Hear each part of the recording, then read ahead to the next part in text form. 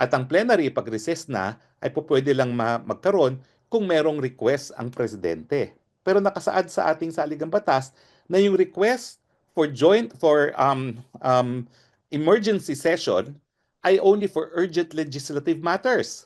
At gaya ng aking sinabi kanina, hindi naman po legislation ang pakay ng impeachment court. Ang sabi ng Korte Suprema doon sa kasong hinain ko, no, Roque versus House of Representatives, yung pagtutol namin sa impeachment dati ni Chief Justice Davide, ang impeachment ay sui generis. Hindi siya legislative, hindi rin siya judicial, sui generis, somewhere in between.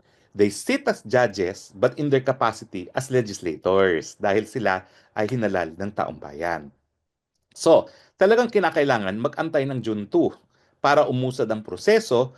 Una-una, pagbalik ng June 2, dahil meron ng plenaryo, pwede na silang manumpa bilang impeachment judges. At pangalawa, pwede na nilang approve yung kanilang rules as impeachment court kasi hindi ka naman pwedeng magkaroon ng isang proceeding na walang rules.